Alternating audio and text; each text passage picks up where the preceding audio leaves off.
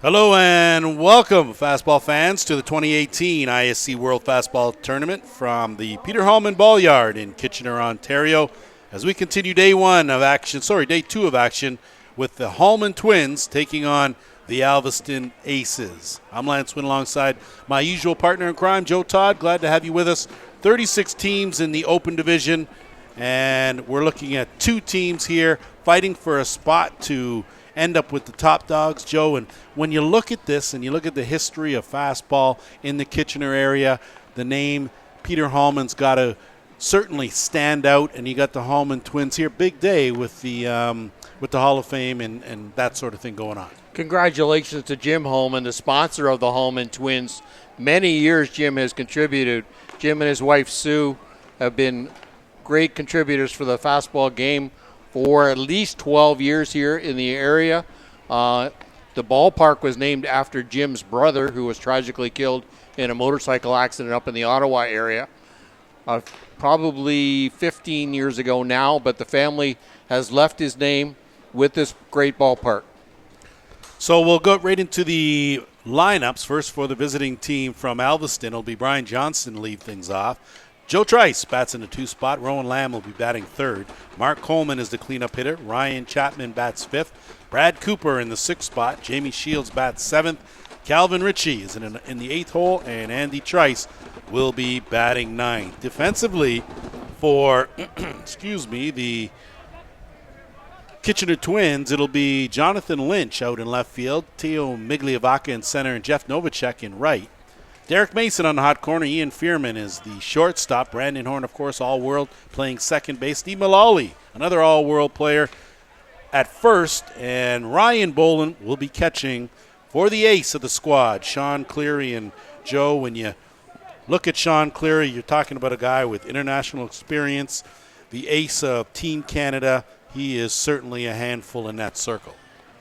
What I've seen from Sean in the last 4 or 5 years is how he's calmed down on his pitching style. He doesn't always seems to be on the same keel. Never seems to get too excited or too ramped down. So he's really matured that way.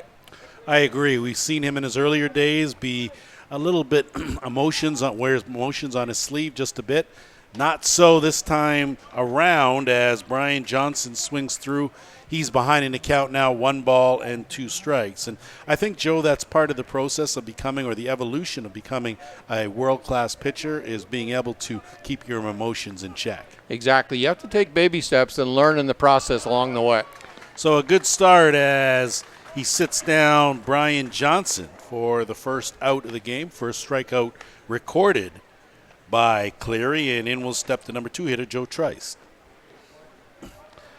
Now, when you look at this Alveston team, Joe, you're talking about a team, the nucleus has been together for quite some time, and it says a lot about there's some teams like that. You've got Elmira, you've got a team like the Niagara Snappers, Shakespeare Falcons. These are teams, these guys have been playing together for a long time, and chemistry matters in this game. Exactly does, and we talked this morning at the ISC Hall of Fame breakfast about the family and the life around the family.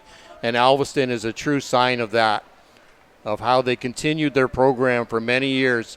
And it's all based now. You look at kids and grandkids now, and that program has been together for at least, I'm going to say 20 years at least that I've been around. I would have to agree, and I mean, certainly not have I been around as long as you, Mr. Todd, but I got a few years on you. Okay, just a couple for sure.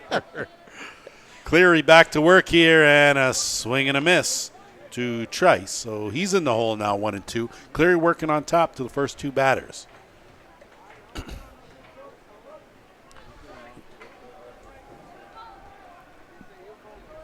So I know I've been calling him Joey Trice, but maybe it's Triest, and I will take my partner's advice on that.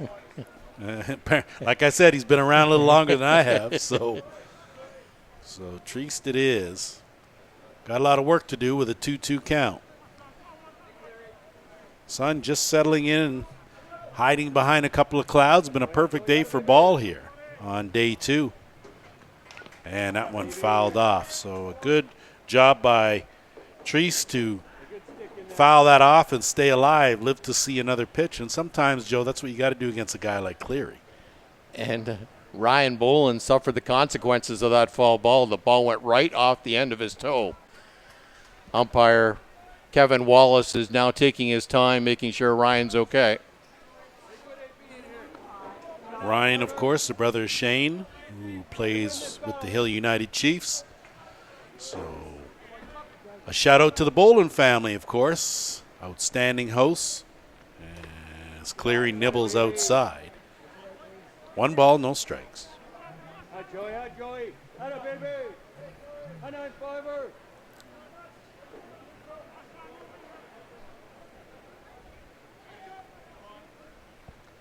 And that ball is flared foul. So it's funny, Joe, when you come to this tournament every year and you see these guys that have been on different teams in the past and they do a little bit of a shuffling act. And so it's interesting to see where some guys end up. A guy like Derek Mason, who came from the A's, now ending up with the Twins. A couple of other familiar faces, of course. You look at Steve Mullally as another example there, as Trice will work a walk from Cleary. Yeah, the fun part of the off season is always the best when you hear all the rumors floating around of where everybody's going to end up. And October, November, they've winning Stanley Cups already, and the ISC Hall of Fame and everything. But the game is great, really, and it builds a lot of fun over the off season too. So always nice to see when the deck gets reshuffled where everyone lands and how it changes the hierarchy of things, as Cleary reared back and missed outside. This is game 2 for the Elviston Aces. They defeated the Kitchener Predators 4-3 in the first game of the tournament Saturday at 2 o'clock. Yesterday, Rowan Lamb, the now batting, had 2 home runs in the game and 4 RBIs.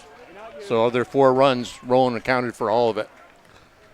So stepping in that batter's box with a runner aboard and just 1 out is Rowan Lamb. Of course, Lamb has been around the circuit for a while. Big cut there. Had a good, healthy twist at that Cleary rise ball, but not able to keep it between the lines. John is being very careful with Rowan. He's very aware that Rowan has the potential. I think a lot of these pitchers, certainly at this level, Joe, they do their homework. They understand who the guys are that they've got to be very careful with and what their plan of attack is and how they're going to pitch them, as that was a nibble outside. So 2 balls and 2 strikes. 1 away, runner on first base. Just underway here as we are in the top of the first inning of a scoreless ball game. Lance Wynn, Joe Todd, the Sports Canada crew here with us. Of course, glad to have you rolling a good. Took something off that, and down goes Lamb. So a nasty change from Sean Cleary. Obviously, wasn't expecting that pitch. Kind of got double-crossed there. He sure did, and Lamb didn't hesitate, turned around and headed right for the dugout. So no argument there. Mark Coleman will step in, the designated player and cleanup hitter, for his first look here at Cleary.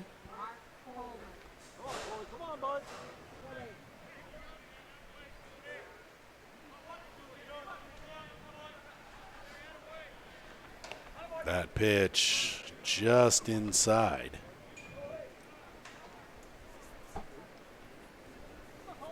Cleary working at a bit of a quicker pace, and we find that early in the game he tends to do that. It's later when he becomes a little more deliberate. And that pitch on the outside corner for a strike. 1 ball, 1 strike. Well, you talked about the Cleary and his momentum right now. He's working extremely well with Ryan Boland. That's a check swing that spins foul. Pretty well on the same page right now, other than that walk to Joe Triest. And this battery's worked together on a number of occasions, eh, Joe? I mean, based on a couple of different teams. And International Team Canada's, teams throughout. So certainly a bit of a comfort factor there, without a doubt. Great chemistry between them. And missing down. It's good to see all the teams out for the opening ceremonies.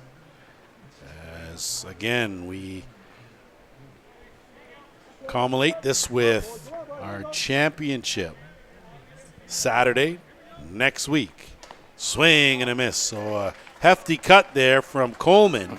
Didn't matter as Sean Cleary strikes out the side. No runs, no hits, one runner left aboard. We've played a half. We're scoreless. Back here in a moment.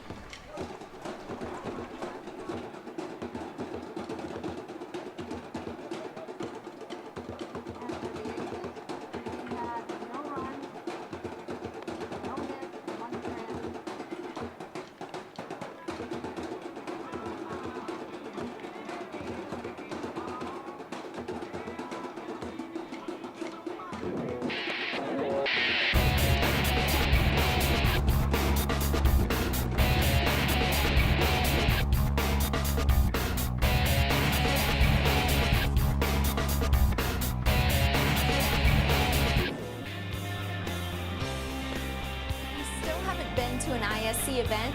Then stop waiting. Check out our website or social media pages to see when the next event will be near you and come be a part of the experience.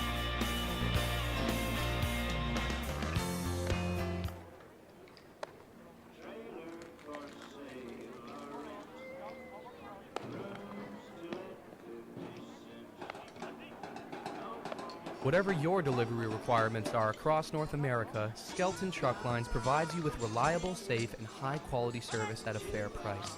Skelton Truck Lines equipment is satellite tracked and delivers small parcel, less than truckload, and expedited shipments throughout Canada and the U.S.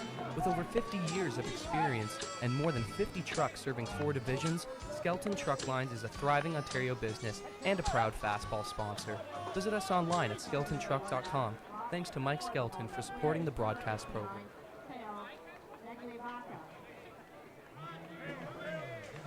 Welcome back as we set the stage for the home half of the first inning. The batting order for the Hallman Twins. Teo Migliavaca will lead things off. Brandon Horn bats in the 2 spot. Derek Mason is the number 3 hitter. Steve Lollipop Malali is the cleanup hitter. Ian Fearman bats in the 5th spot. Ryan Boland bats 6th. Andy Skelton in the 7th spot. Jeff Novacek bats 8th. And Jonathan Lynch will be batting 9th. Defensively for the Aces, Brian Johnson out in left, Andy Treist in center, and Brad Cooper in right field. Calvin Ritchie on the hot corner, Rowan Lamb at short. Joey Treist at second base, Ryan Chapman at first, and Jamie Shields will be catching for Doug the House Hoffman. And Joe, we've seen Mr. Hoffman for a number of years now, and what has Hoffman got? Just getting the play here done. Doug's got a drop ball and a rise. He just has to worry about throwing strikes, and hopefully his defense will help him out behind him. Well, unfortunately, it didn't happen on that play as Joe Treist threw that one away. And Teo Migliavaca will reach base on an error, and that will bring up Brandon Horn. And there is no consummate hitter like Brandon Horn. He just does the right things when he's in that batter's box all the time. Very professional hitter. Brandon is the type of guy to go home, work on what he did wrong at the plate. He'll go back to the bench after his time at bat and relive his pitches and try to do better the next time. He's a great professional hitter. And I tell you, rarely do you see him actually swing at the first pitch. So he had a healthy cut there as he takes that one inside to run the count even 1-1 Our umpires for tonight's game behind the plate, Kevin Wallace from Shipman, Illinois. At first base is Rob Straitmans from Ontario. And at third base is Serge Laflamme from Quebec. So there you have the Blue Crew for tonight's ball game as Hoffman looks in, takes the sign, ready to deal. And that's squibbed down the third base line, but foul.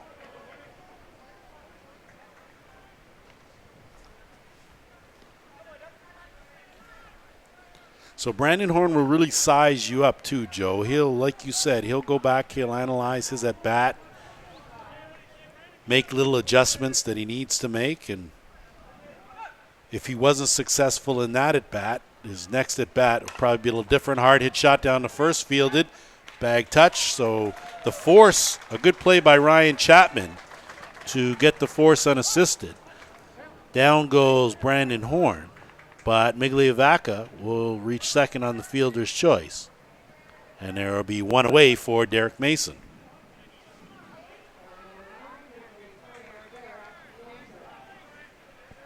So a runner in scoring position here for the Hallman Twins.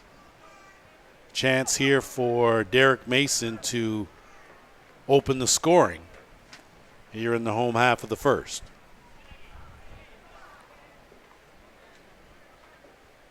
Derek Mason's a real tough out. He's a very tough person to strike out. He'll always get the bat on the ball. That pitch in there for a called strike. He's got a very good swing. Spends a lot of time going through the strike zone. Very deep in the batter's box right now.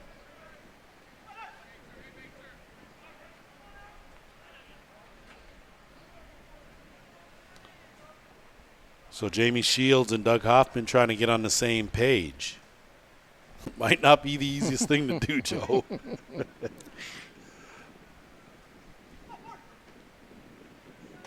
And Hoffman brings that in for a strike. So Mason's in the hole now, no balls, 2 strikes.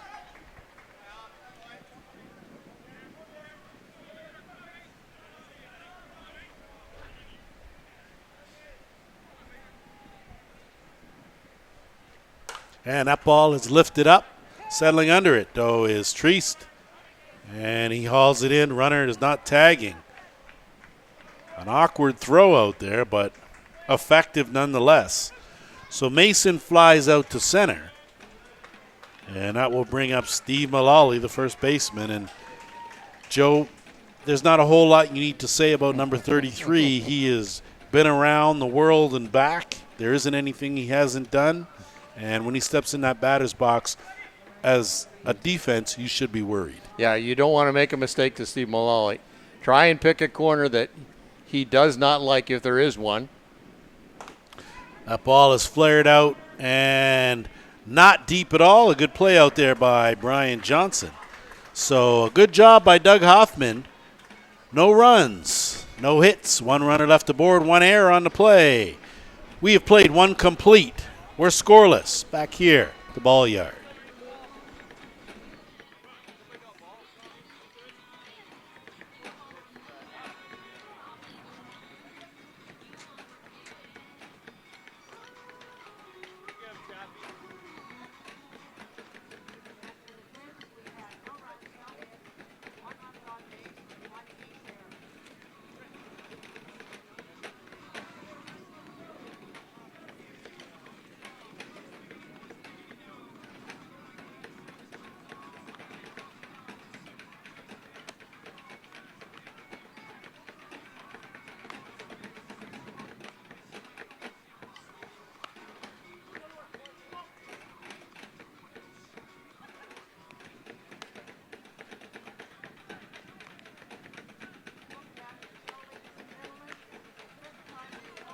Whatever your delivery requirements are across North America, Skelton Truck Lines provides you with reliable, safe, and high-quality service at a fair price. Skelton Truck Lines equipment is satellite tracked and delivers small parcel, less than truckload, and expedited shipments throughout Canada and the U.S. With over 50 years of experience and more than 50 trucks serving 4 divisions, Skelton Truck Lines is a thriving Ontario business and a proud fastball sponsor. Visit us online at skeltontruck.com. Thanks to Mike Skelton for supporting the broadcast program.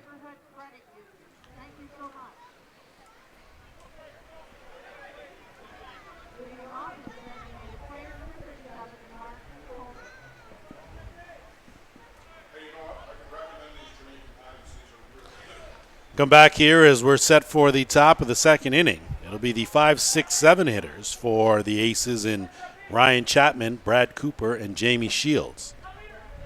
Their first look here at Sean Cleary, the ace of the Hallman Twins.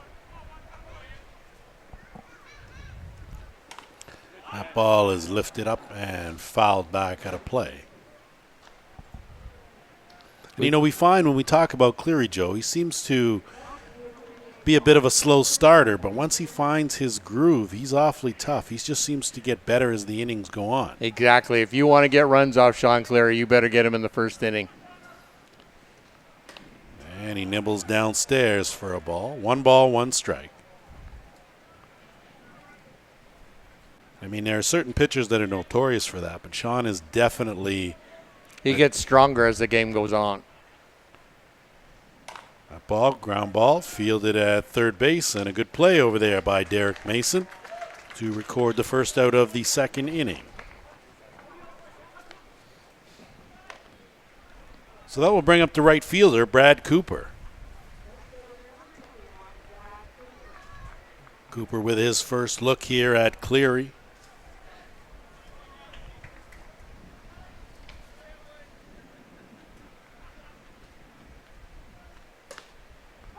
That pitch in there for a called strike.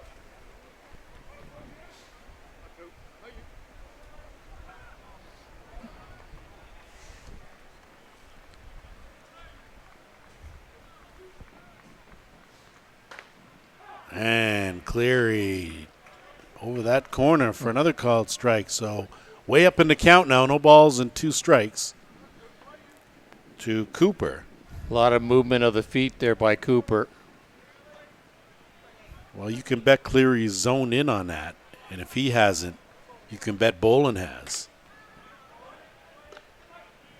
And a very good 0-2 pitch. Well outside. I mean, nothing frustrates your manager more than when you've got an 0-2 count, Joe, and you groove that pitch.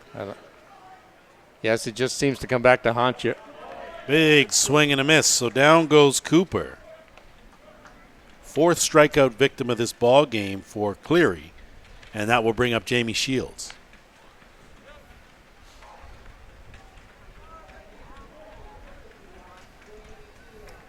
Jamie Shields was on the front cover of the ISC Guide probably 2 to 3 years ago.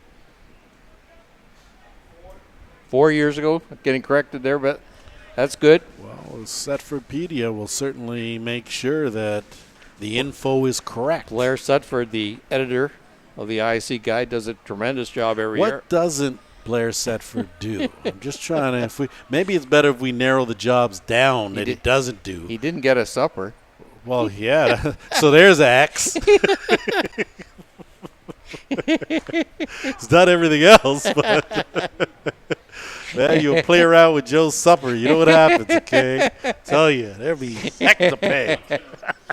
Supper. Yes, Joe's still working on the supper business. You betcha. Yes, he is. You betcha. And that nibble had a notion, didn't pull the trigger, so a good tempting pitch from Cleary, but didn't get Shields to commit.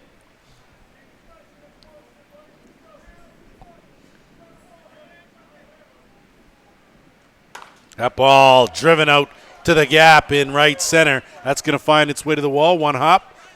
A 2-out double for Jamie Shields. And a runner in scoring position here for Calvin Ritchie.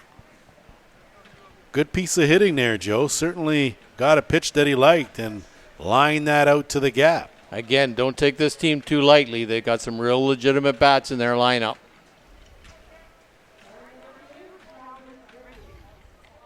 I think sometimes the top teams may make an error and underestimate some of their early opponents. And you got to remember that as the underdog, when you come in as an underdog, you don't have anything to worry about. You can play relaxed because the pressure's not on you. I'd rather be Davey and in the Davey and Goliath story anytime. Now, is that the Davey and Goliath with the giant or Davey and Goliath with the dog? And with the giant. Okay. Because I know you know the one with the dog, too. Yeah. Okay. The first edition. The first edition. Okay. Swing and a miss there from Ritchie. No balls, 2 strikes.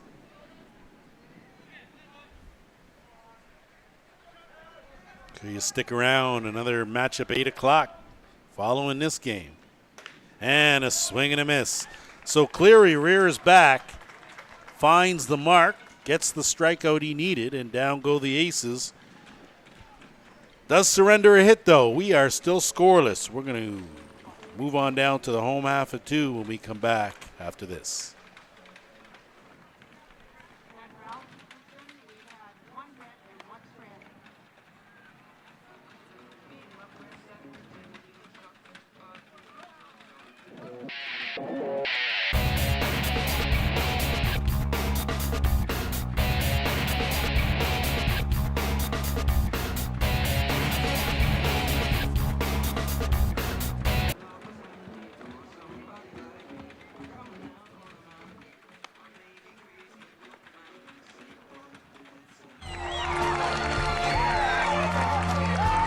Swung on and missed. Strike 3, and the Kitchener River Shark Twins repeat. Back to back Jets!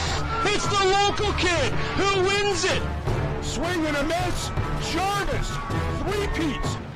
Adam Falkert, absolutely. Here comes the throw to the plate.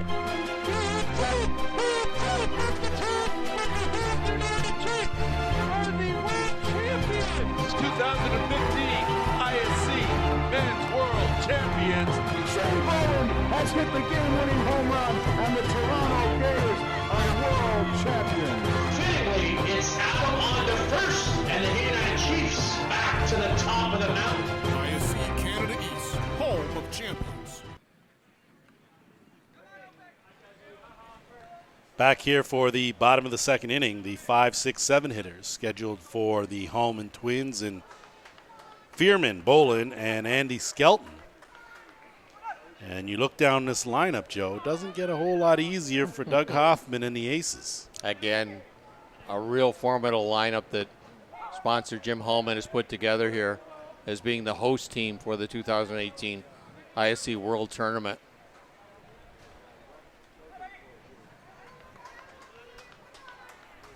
Well, you see the lineup, and because these guys are such experienced hitters, they're sizing you up in that first at bat.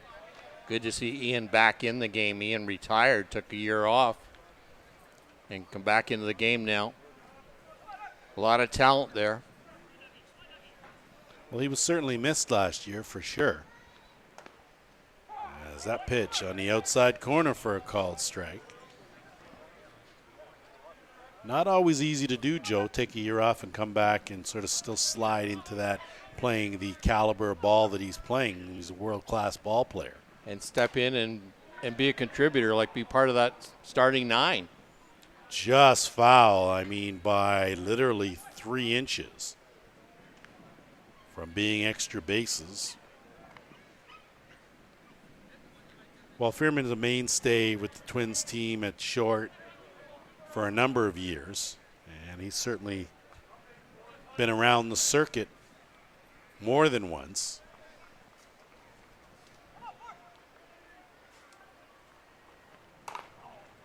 As that one goes off his foot. Ian did have a local softball diamond named after him back in the Townsend, Ontario area. So it was Fearman that had himself an outstanding Hallman tourney in June. And of course, this the Team Canada 2015 reunion. As Hoffman stays well away and runs the count even 2 balls, 2 strikes.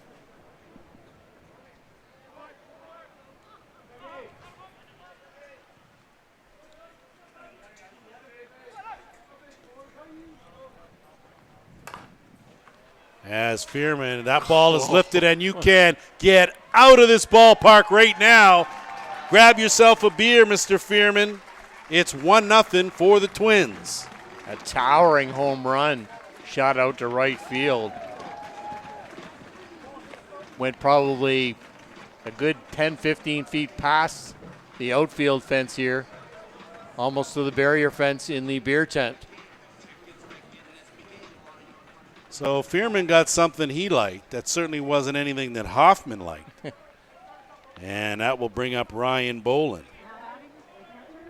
And I was saying, Joe, that it's not always usually the first time through the order, guys are feeling you out, but you leave one over the middle of the plate to any of these guys in this Twins order, and that's what's going to happen. Exactly. Well, you worked him to a full count, and that's what you really don't want to do. You want to try and stay ahead of the count here. Well, we'll see if Hoffman can regroup. Sometimes he has a tendency to carry the at-bats over. Be interesting if he can just shed it and go back to work. He falls behind now in the count. 2 balls and no strikes. Got to have that thick skin if you're a pitcher and a very, very short memory.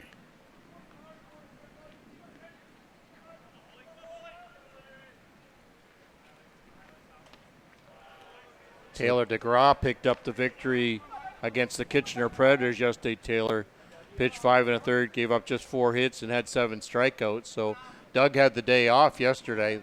This is the first action that Hoffman has seen at the World Tournament this year. And that's in there for a strike as Bolin was taken all the way. I think when you look at this Twins team, Joe, if you think back a few years back when they were one of the top teams and then they scattered, and this kind of like a bit of a reunion similar to the way Team Canada did it. But impressive the way they managed to get their nucleus back, and they show up here in this tournament as one of the contenders. Well, a great job put together, as I mentioned earlier in the game, of putting this great lineup together for the World Tournament by Jim Hallman, Ron Hackett from United States area also contributing to that program. So Andy Skelton, the hitter, and the designated player. And we know what Skelton can do. He can hit, he can pitch. As Hoffman outside corner for a strike.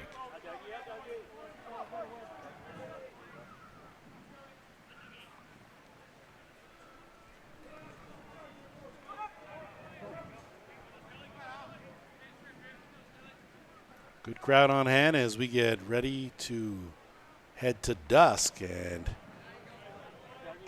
get that in-between light, Joe, where sometimes it's a little difficult to pick up a fly ball or two. So we'll see how the outfielders fare as everyone's in shade at this moment. Yeah, the sun is snuck in behind that cloud there, and so it really grayed the diamond up. Hoffman missing inside. 3 balls and a strike to Skelton.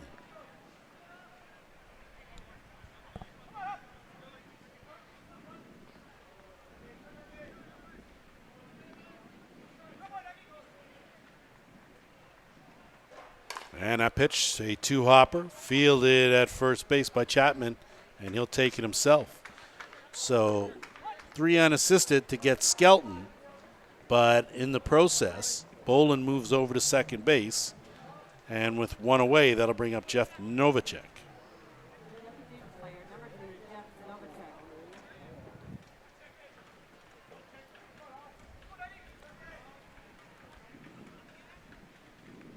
So Novacek with his first look here at Hoffman.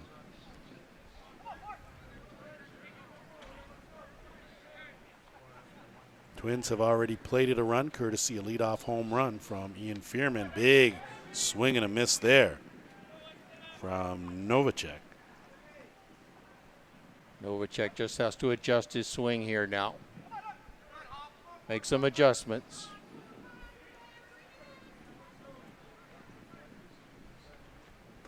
And missing down.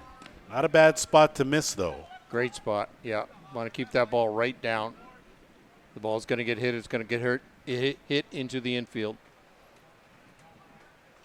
And maybe Shields with just a quick reminder that that's not such a bad thing.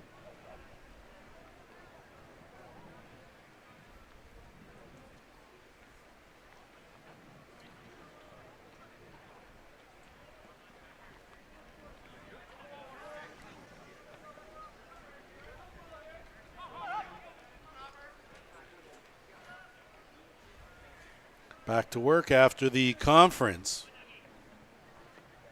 And that was a good conference because in there for a called strike. So Hoffman back in the count now, 1-2. He's up in the count now, so he's got a pitch to play with. Should he decide to go that route.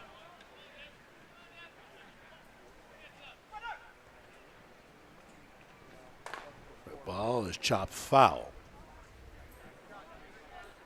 So Novacek did a good job of turning on that pitch. Wasn't able to keep it in fair territory. Certainly has the bat speed. The question is whether or not he can select a pitch here that he can drive. Another duck on the pond at second base in Ryan Bolin.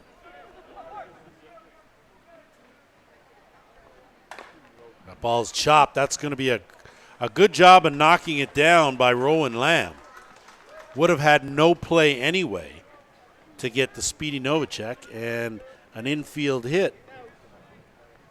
And there are 2 men aboard now for the number 9 hitter, Jonathan Lynch. Great defensive play there by Rowan Lamb, knowing that he wasn't going to throw out Novacek. And with one out there, he still set up the force play at any bag. Sometimes you get lucky, you get Hall of Famers dropping by to say hello. Todd Martin, always a pleasure, of course. And a new inductee, and Mr. Rosebush, of course. Watched him play for many years and enjoyed. So nice to have you legendary legends in the building, without a doubt, as that pitch is in there for a called strike to Lynch. And hopefully we can get a few words in, but it's going to depend on Todd Barton. Getting a few words in edgewise with Todd might not be the easiest thing. So luckily we have Mr. Rosebush here, as that one is driven out to center, but right there was Treist. 2 steps to his right and in his glove for the second out. Great range there by Andy Treist to track that ball down. And that will take us back to the top of the shop in Teo Migliavaca. Of course, Migliavaca reached base on an error in the first and then was stranded at second after reaching there on a fielder's choice. So this will be big, Joe, if Hoffman can get out of this unscathed. And he nibbles on the outside part, doesn't catch any wood. 1 ball, no strikes. That right side of the infield has to be really sharp here for Alveston. Teo Migliavaca is a really good leadoff hitter. Always puts the ball in play. Not too many times you'll see a fly ball from Teo. That ball laced foul. Nice level swing there. Just out in front, just a little bit, as that would have hooked down the line and potentially would have cashed too. But if you're Doug Hoffman, you're just happy with it being a hard strike, and you're back to work here with a 1-1 count. Especially with 2 outs, you'd think that maybe that second baseman, Joe Treist, would back up a step, give himself another second or two to. That one in there from Hoffman. Migliavaca thinks it was up around the letters, but at last check, the letters is a strike. So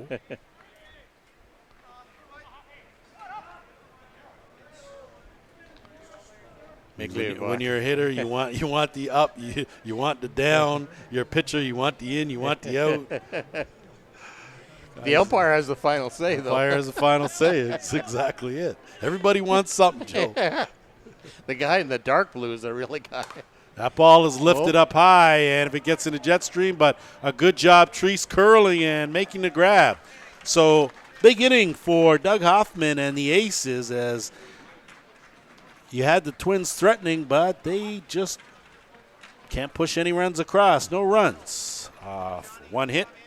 2 hits, 1 runner left the board, and there was a run. Leadoff home run, 1-0 in favor of the Twins. We'll be back after this short break. A legendary pitcher. Unbreakable records. That's got a mile. Goes a mile high to the wall, to the track. Say bye-bye baseball. And that ball is lifted up and going back to left field. What a great grab. Off speed is deep, and you can get out of this ballpark. 5 Hall of Famers, 3 World Championships, And that ball is driven out deep. Pitch from Blackford is driven deep. Shane Boland to the fence. It's gone. Shane Boland has hit the game-winning home run. the Toronto Gators, gone but not forgotten. When you're in St. John's, Newfoundland, you're at home. And you're never more at home than when you're at Kelly's Pub, right on famous George Street. Traditional live music and some of the best fish and chips in the city are what you'll get at Kelly's. One of the top fastball sponsors in the country is right here in St. John's. Kelly's Pub, live music, great food, and friendly service. Right around the corner is Three Cheers Pub, home of the 3-time Canadian national champions. Three Cheers is downtown St. John's friendly pub. Affordable drinks and great staff with buckets all day, every day. Three Cheers Pub is a proud fastball sponsor. Kelly's Pub and Three Cheers Pub, come and make yourself at home. For all your team uniform and equipment needs, fastball, slow pitch, and hockey, for players and teams, make sure you visit Corbett's Source for Sports on the South Service Road in Oakville, Ontario. There's a lot of deals to be had on all kinds of equipment. Thank you to Paul Hurd and Corbett's Source for Sports for their generous sponsorship of the broadcast program. Welcome back here as we're at the top of the third inning. 1-0 in favor of the Hallman Twins, and as you can see, number 9 hitter, and Andy Treist, his bunt attempt goes awry, so he'll have to come back and get into the batter's box. And, of course, along with my partner Joe Todd, we are joined by one of the newest members of the ISC Hall of Fame, and Paul Rosebush. Paul. I still get goosebumps hearing that. You do you? Well, that's all right. Tell me a little bit about your first experience. I mean, this is a big thing. A lot of people underestimate, but I mean, it's got to be a bit of an honor and a thrill for you to be inducted into the Hall. It is. No, there's no question about it. Growing up in a small town, Wellington, Ontario, I watched fast pitch softball my whole junior life, I guess. My dad was a fast pitch softball player, and I had no idea that this caliber of fast pitch softball existed until someone told me to go watch the first shootout. And once I had my eyes on that tournament, I knew that, hey, I have to do this. There's a level that I have no idea about, and I want to get there somehow. So this is still today, walking in the ballpark to see the caliber of ball that you guys have here right in front of us is pretty surreal. Well, you know, Paul, you underestimate the effect that you've had on a number of young players coming up that would have the opportunity to watch you play, and the way you set the standards, and the way you took the game seriously every time you went out there. And I think you certainly have to take your hat off to what you've done. So that's just a personal message from me to you. Don't underestimate the power that you've had. Paul, you're a great leadoff batter. Did you ever bat a little bit lower in the order, or did you start off at the top of the order and work your way down? Or no, I was my first year playing at a fairly high caliber of ball was the Napanee Express junior team, and I started off at the 9th batting spot. I was pulled out of the Belleville men's fast pitch league, and they stuck me in the 9th spot, and I worked my way up from there. So no, it was definitely not a leadoff spot. And I was instructed by my coach at that time to watch a guy by the name of Brian Patton. He said, hey, we want you to do what this guy does, figure it out. Well, so Brian was a great mentor. Yes, great slapper, absolutely. too. Yes, he knew how to hit the ball hard and to slap bunt, and if you're a leadoff guy and you can do that, there's no question you're going to be successful. Well, Joe and we were talking in some telecasts over the course of the last couple of years about the art of bunting and the art of slapping. Yes. And how difficult a skill it is to master. And that, really there have only been a couple of guys that I've seen that have really utilized that. And, and so you see these kids doing it now, and they never actually touch the ball. And you go, guys, you really and truly, that takes many years to learn how to do. Was that something that you also picked up from Mr. Patton, or was that something that you just added to your repertoire? No, it was a lot of, I don't know what the right word is, but honing in on guys that knew how to do it, and they did it successfully, and Brian Patton was one of those guys. Another guy that I can remember playing on the East Coast, I was with Halifax Keiths several years ago, and a guy by the name of Todd King. He was a slap bunter, and a lot of his technique is what I tried to duplicate, and at the same time did my best to not neglect hitting the ball hard too. So you had a couple of great mentors there. Yes, definitely. Yeah, Todd was a good guy. Definitely knew the fast side of the game as a leadoff hitter. Well, yourself, I remember a couple of times in the instances when I remember you putting the ball down, and a lot of the infielders would always talk about the fact that if the ball touches the ground 3 times, Paul Rosebush is going to be at first base. Yes. And that was almost the timing thing. Yep. And that was my goal, get it to the left side of the ball field, and if I could do that, I figured I could have a good chance at making it to first base, and everybody else behind me, like these guys over here, Todd Budke and Colin Abbott, they'll do their job, and everything will work out. Nothing wrong with those guys, yeah. That's for sure. Some more joining the hall. Now tell me, did the guys that were in the hall, did they welcome you with open arms, or what was your reception like when you found out that you're getting a it was call? great. Numerous messages, phone calls, and even today, showing up to the Hall of Fame ceremony, I would never have guessed some of the guys would make the trip to be here for it, and it was something I'll never forget. So Paul, if you had to take one guy, whether it be coach, player, whatever, one guy that was instrumental in, motivating you to play this game, who would it be? I'd have to say, without a question, Rod Peterson. Rod Peterson with the Farm Tavern. There's just something about Rod Peterson. He doesn't have to say a whole lot, but you knew that when it was time to play ball, you better have your act together and be ready to play ball. And his actions spoke volumes. Shake of the head knew he was disappointed, and a thumbs up meant I felt like $1 million because I knew I did what I needed to do. Outstanding. So Rowan Lamb at the plate here. Behind in the count, no balls, 2 strikes. We're here, of course, with brand new ISC Hall of Fame inductee, Mr. Paul Rosebush, as you see Lamb goes down. Second time he struck out in this game. No runs, 1 hit, and 1 runner left aboard. Mr. Rosebush, on behalf of Joe Todd and myself, I want to thank you for coming and hanging out with us. We appreciate Absolutely. that. Congratulations. My pleasure, guys. Thank you very much. And we will make this a regular thing if that's okay with you. Absolutely. We'll Thank be you, back guys. here on the ISC Network after this short break.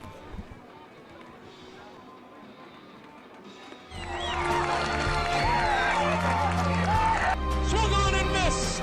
Strike 3, and the Kitchener River Shark Twins repeat. Back-to-back Jets! It's the local kid who wins it. Swing and a miss. Jarvis. 3-peats. Adam Falker. Absolutely. Here comes the throw to the plate.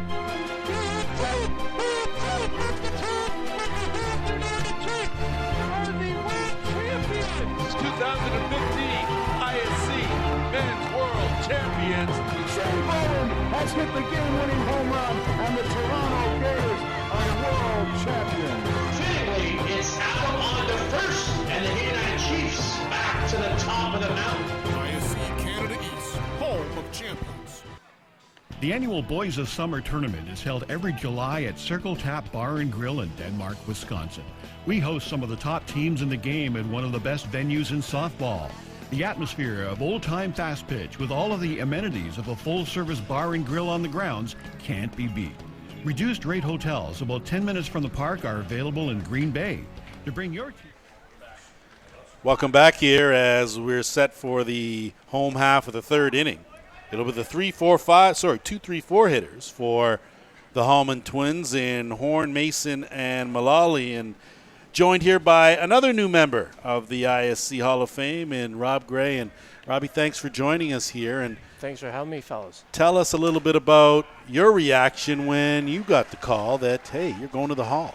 I'll tell you what, it's pretty emotional. And I said it into the, not the Hall of Fame breakfast, but the hot stove that we had after. And the fact that the range of emotions that you go through at least I went through for the whole month after I heard I was going in. And I would just be randomly at work, and I would think of a ball memory. And I mean, I haven't played the game since 2010.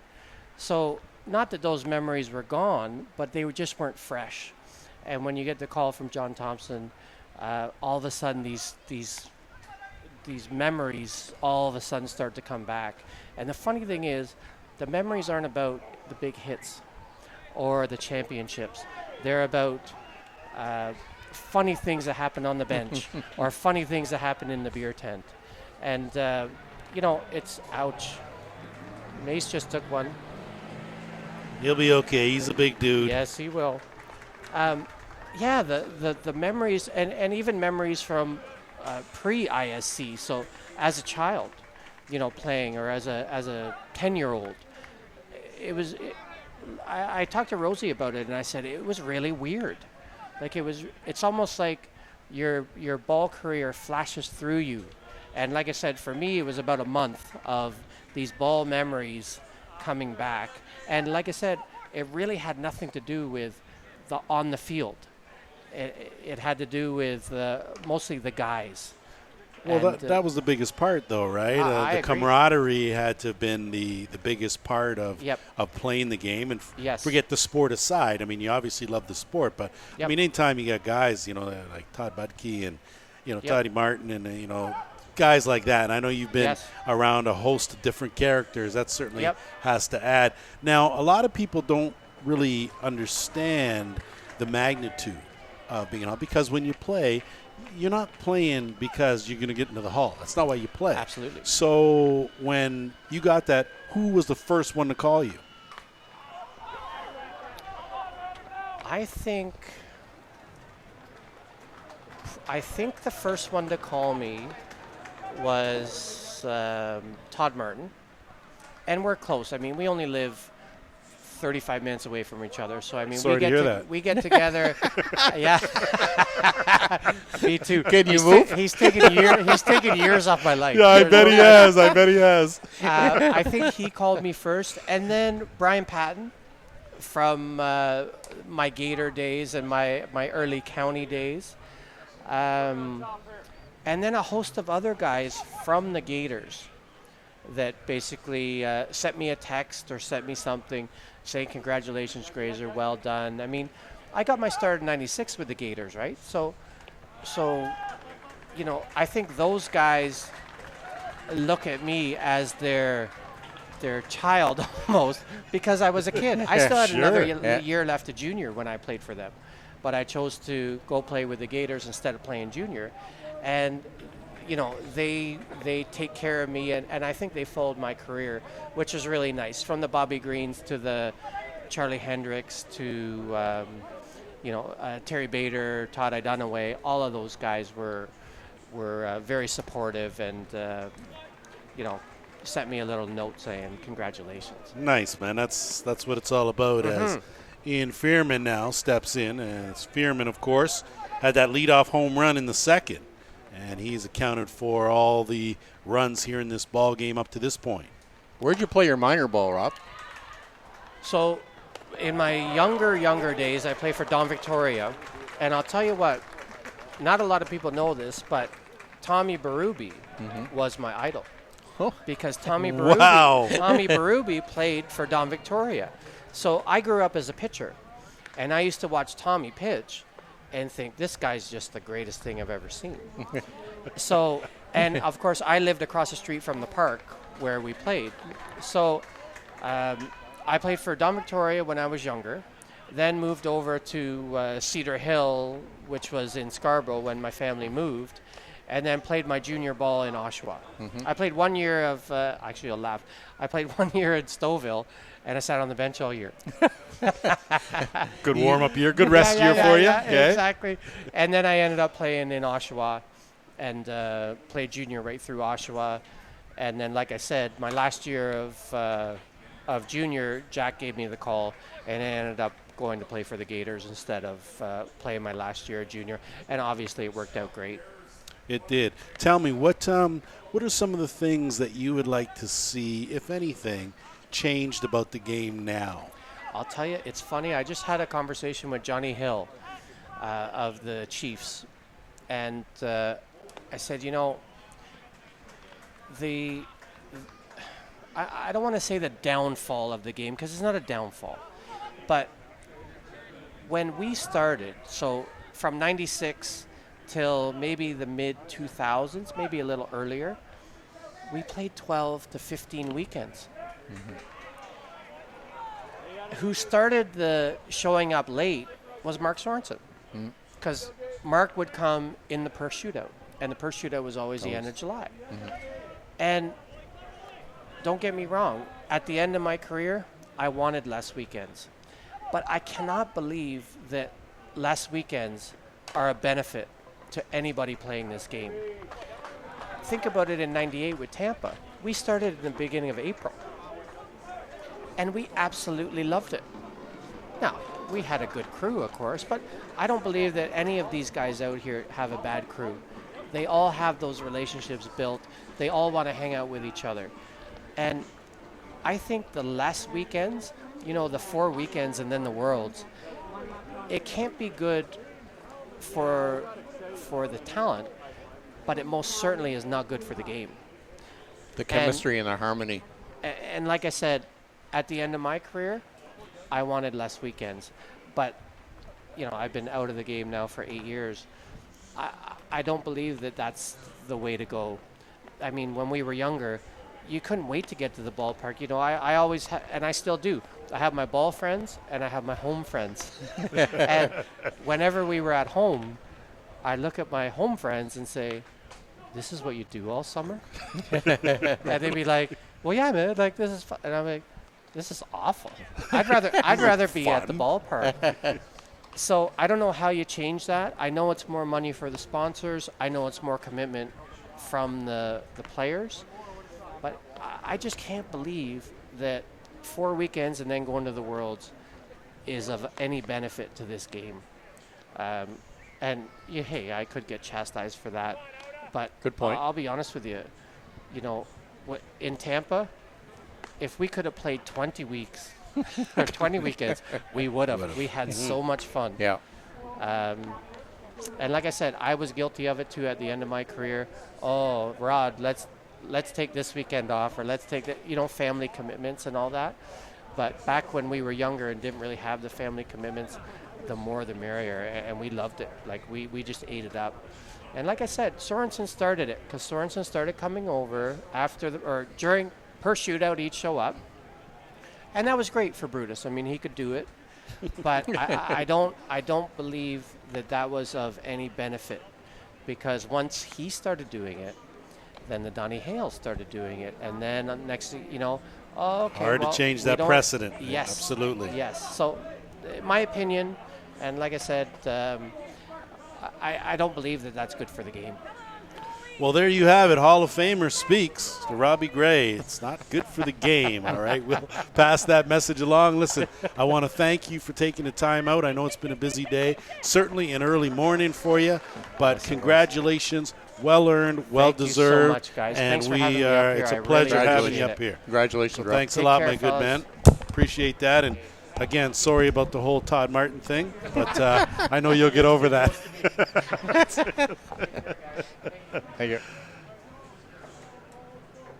So thanks for Robbie Gray and, of course, Mr. Paul Rosebush for stopping by the ISC TV booth here to join both Joe Todd and myself as Sean Cleary back to work here against Ryan Chapman.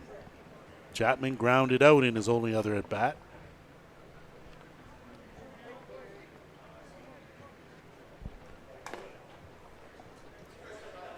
Ryan is a tough out. Ryan, we talked about the fact that Elviston Indian Aces have been together for a long time.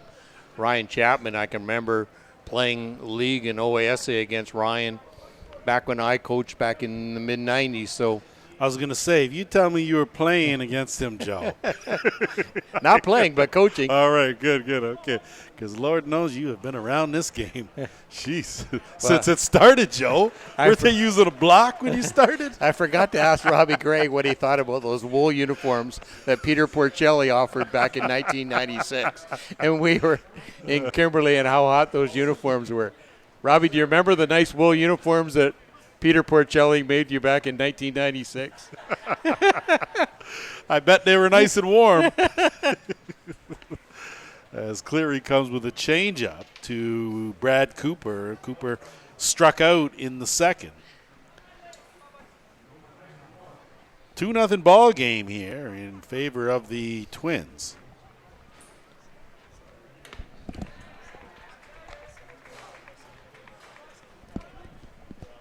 One ball, one strike. Just in case you missed it, it was also Bruce Bierman that was inducted into the Hall of Fame, as well as Sean O'Brien, Ferdy Nielsen, and of course Jim Hallman. So a class act for the class of 2018. There's a great breakfast again. Well run and managed and executed by John Thompson. John has taken care of that ISC Hall of Fame breakfast now for, I believe, 7 or 8 years now, and done a very professional job with that. Well, he seems to, every year it just gets smoother and smoother. So he's got it now down to a science. So good job on your part, John. Also involved in the Diamond Dirt, which is, of course, the daily wrap of what goes on in this tournament throughout this entire week.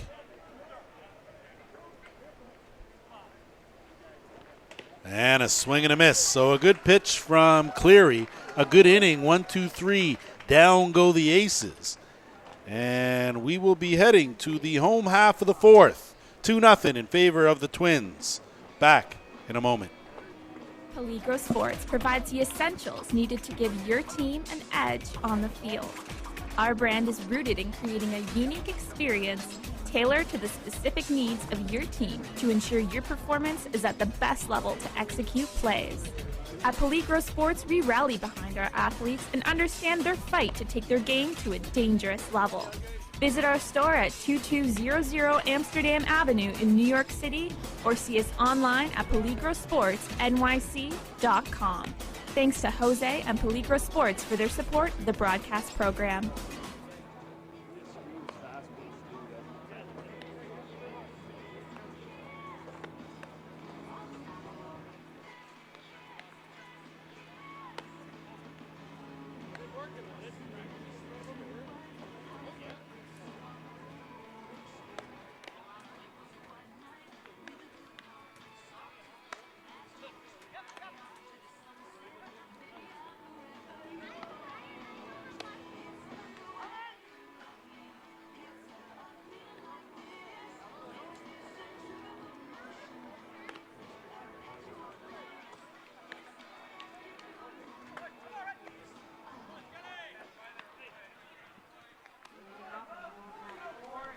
Back here for the home half of the fourth inning. It'll be the 7, 8, 9 hitters for the Hallman Twins in Andy Skelton, Jeff Novacek, and Jonathan Lynch, the scheduled hitters here. And you got to figure, Joe, that Doug Hoffman's done a good job up to this point limiting this Kitchener team to just 2 runs, but you got to figure you can't give up any more. Really, you don't want to get too deep of a hole here. He's done a great job just picking corners so far. And he's just the one error back in that first inning, but it didn't allow a run. So they're into that game right now just based on a couple of big hits by the Twins. It's only an error if it comes back to bite you. That pitch from Hoffman. Good call, outside corner. So clearly Hoffman staying on the outer half of the plate here to Skelton. You don't want the big guy to get the arms extended. 0-2 and a good healthy hack at that. That may have been too sweet an 0-2 pitch, Joe. Yeah, you don't. When you got that 0-2 pitch, you do have a little bit of room to expand that strike zone. Make the batter work for that. Andy Skelton in tip-top shape there. Lost a little weight working out in the gym in that off season. Looks good. Looks pretty strong. Ready to go.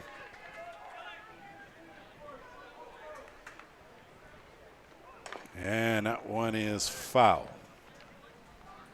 So the count remains no balls and 2 strikes. Always good to see Hank the Wild hanging around the building. Hanker seems to look younger every time I see him. Gee whiz. The fountain of youth He in must be Wisconsin. dipping in that. Something's going on in Wisconsin. I'm not sure what. Yeah. But whatever it is, might have to get a taste of that, Joe. That ball shot through the right side. Base hit for Skelton. So leadoff man aboard, courtesy a single, and that will bring up Jeff Novacek, the right fielder. Novacek 1 for 1 with a single. So, Joe, do you play small ball here or do you go hacking? No, I let green light here. Let him go open. So Novacek's got the green light from Joe Todd. We'll see what he does with it.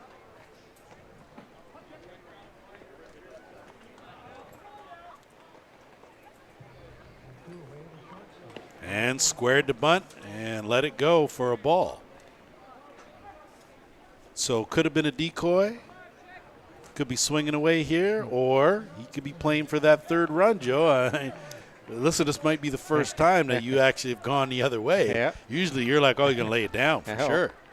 And that's bounced in, so no need now to square as Skelton will trot down to second base on the wild pitch.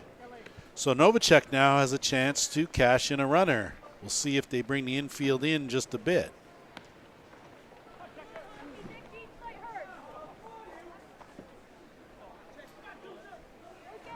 Turned out to be a fine day for ball, Joe. Beautiful day.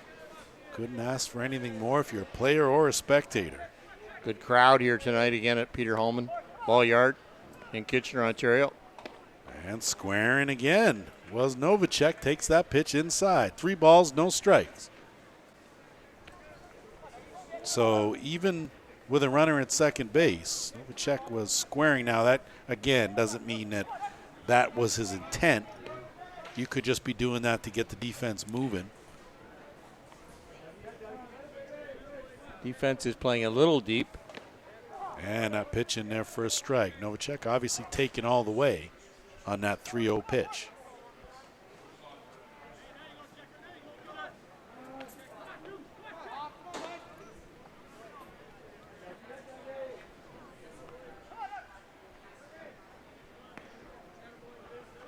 Back to work. House. Bunt attempt, and it's fouled. So Novacek struggling up there. Not often you see that from a player of his caliber. We'll see if he can't right the ship. It only takes 1. Again, yeah, and again, it might be something that the coaching staff had decided that, well, Jeff struggled maybe the last game, and they want him to see the ball. Back in my coaching days, if a guy was struggling, I always thought that was the best way of getting your timing down pat. So a good eye there as he works a walk. So there'll be 2 men aboard for Jonathan Lynch. Lynch, of course, with a line drive to center field in his only other at bat, and might be a good time for a bit of a conference here with 2 men on and nobody away. And what's this conversation about, Joe? Well, I guess Jonathan Lynch and now you're facing the top part of the order here. What are we going to do? Are we just trying to cut down that lead runner, or are we just trying to get an out? I think certainly a good time to bring the infield in. Got to know what you're doing before the ball is hit to you. And important for your infield to be on the same page. Taylor DeGraw working down the right field line for the Elviston Aces. So a pivotal point here. Leading by 2 are the Twins with 2 men on and nobody out. A chance to potentially break this one open. And the first pitch to Lynch is a beautiful bunt laid down, fielded at third, over to first in time. So a good job there by Calvin Ritchie to get on a good bunt from Jonathan Lynch. Lynch did a good job to advance the runners, and now with one away, you have runners at second and third for the top of the shop in Teo Migliavaca. Good wheels by Lynch going down that line.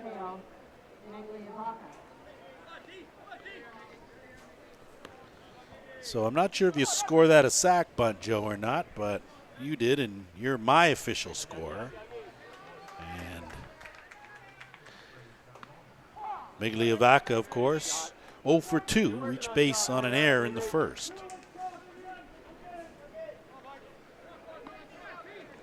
So looking for a clutch hit here with one away.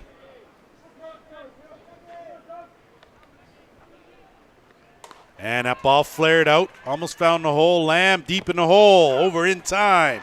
Run will come in to score in Andy Skelton on the 5-3 putout. But give Migliavaca an RBI, give the Twins a 3-0 lead, and that will bring up the number 2 hitter in Brandon Horn. A great play at first base by Ryan Chapman, digging that ball out of the ground by Rowan Lamb. Rowan took his time, throw was a little bit offline. Ryan Chapman went down and got it and pulled it up for the second out of the inning. That ball, hard chopper, got it on the in-between hop and did a good job doing it, was Joey Treist, and that will do it for the Twins, but not before they strike for another run. They lead 3-0. We're about to do our slide to 5 when we come back.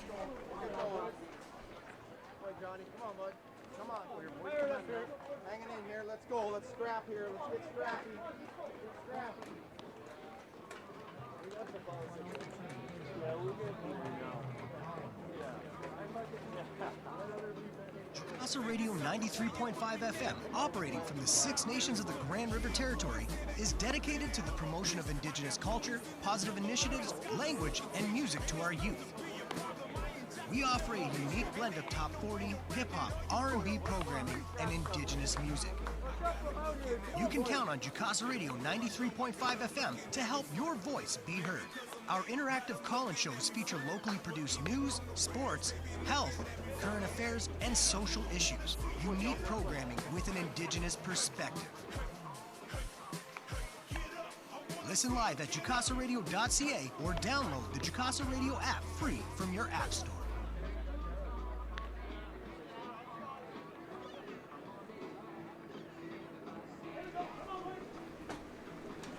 Welcome back as we head to our slide to 5, 3-0 ball game for the Aces here in the top of the 5th. It'll be the 7, 8, 9 hitters in Shields, Ritchie, and Treist. And in the meantime, between time, joined by one of the other newest members of the ISC Hall of Fame in Sean O'Brien. And Sean, I know this seems like a bit of a probably redundant question, but what was your first reaction when you found out that you were going to be in the Hall? It was quite the call that we got from John Thompson. I mean, something that you don't really expect right away. I was working and got the call, and it was like Grazer and Rosie were saying, it's the same thing where you just don't know what to think.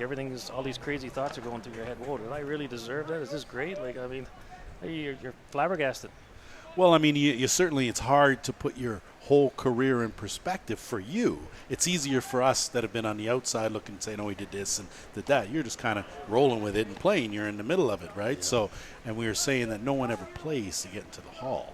That's your reward. You never think about that. You always have dreams of winning rings and playing on great teams and all that stuff, but you can never dream big enough to get that opportunity. I mean, it's just something you can't even dream. I couldn't even dream it.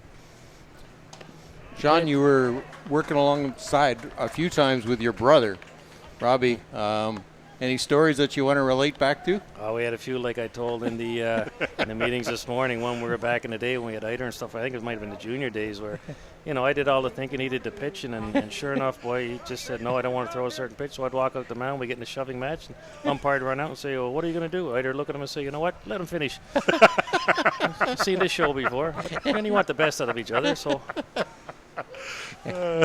That was quite comical, but the fans were loving it, and I'm like, I just want you to throw this pitch, because if you throw something else, he's going to hit it. And I said, if you don't throw that pitch, I'm going to tell him what's coming. So I didn't figure it out. Let's get on the same page. Do the old Bull Durham thing. He said, I'll cross you up. I said, you don't throw hard enough, I'll catch it anyway. And all this is going on in the circle. Oh, Outstanding. Middle of the game, and Iders just standing there. Okay, what the hell's going on, fellas? And the umpire goes, okay, can we get back to play? I said, well, when he wants to throw the right pitch. Could you just stay out of this, please? We're having a Dorm discussion. too. So tell me, Robbie, Sean, you're the best team that you felt that you ever played on. I would probably have to say when we won the Worlds in 03 with the Broken Bow Spirit, when we were in New York Spirit, and then we merged with Doc with the Broken Bow. So Doc kept 6 or 7 guys. We had 6 or 7 guys. He didn't know how it was going to work out at the time, but I mean, put yourself with Jarrett Martin, Thomas McKeah, Gerald Musler, Steve Schott. Not a bad team. Not bad. Where do I sign? I'll sit on the bench and watch you guys, actually, just as long as I can be part of it. But me and Doc had a few issues to start because he liked to call his own game. He said, I like to call the game from the dugout. I said, Doc, this is not going to work because if you get the boys here, I said, you can't get a feel from the game from the bench, no offense. I said, give me a chance. Let me prove to you that, trust me, I got the hitters. I did my homework on the hitters. Trust me, you'll see how it works out. And sure enough, the first couple of games, you seem to go with it. And, hey, the rest is history. You end up going back-to-back world titles, which was just truly blessed. Well, that says something about your calling a game. Must have been doing an okay job. Well, you kept the job, right? So that's the main thing. You almost need to be a psychologist out there when you're dealing with some pitchers. I mean, just go out and tell them what they want to hear, but at the end of the day, you got to make the right Well, you decision. can deal with your brother differently, right? Well, but yeah, other guys, you got to be a little more diplomatic, right? Well, I had Coxie, though. I mean, he was a different guy, too. I was 7 years with Frank the Tank. I said, all right, bud, let's get on the same page here. So Andy Tree steps in here as he waves at that drop ball from Sean Cleary. It was a solid single from Calvin Ritchie, and with a runner aboard and one away, Treese is going to have to come up with something. Caught looking in the third. Was there any coaches or general managers that really stood out with you? And Well, you know, I've been truly blessed. I mean, I had guys like Denny Brookett. I had Hawk when I played the Canadians. We had Doc Simmons did a lot for my career for sure. Doc, like you say, there's only one sheriff in town, and he is it. The Curlicks was great. The most fun I had, I think, was Aspen when we had a bunch of misfits in 08. We had no business going to the final, but we had an actual real team that played and cared for each other and all that stuff. And Dino threw his heart out. I mean, what can I say about Dean Holine that hasn't already been said? He's just an amazing, amazing pitcher, and we got on the same page. And I mean, he's throwing about 100 miles an hour in the pitch black. I mean, geez, how much fun can that be? For sure. But I mean, they brought it up at the meeting today, or when we were at the Hall of Fame bank today, about how Kitchener won their first one in 08. I said, yeah, thanks very much, Jim. I said, that was the one that we lost. But I said, I stopped you in 2010 when we beat you guys for your three-peat, so here, I got you back. Nice one, nice. Well, I mean, I know you definitely have a lot of memories, and a lot of it probably stems with the guys that you played with. And is there anything in particular, what are some of the differences you notice between the game now and the game back when you were in your heyday? The technology, the balls, the bats, what you guys do is just amazing. I mean, I can sit home right now and study the game from my house. I don't have to come to the ballpark. I'm not saying I wouldn't want to, but if I can't get there, I can see what I got to do. I mean, I was lucky enough for the ISFs to help John Stewart with the Team Canada in 2015 by just watching videos and saying, okay, I got this, Johnny. You might want to use this if you want, just to keep in touch with him to help him out. That's what the technology did to help me from you guys. And, I mean, you guys are doing a phenomenal job. I wish I had this back in our day.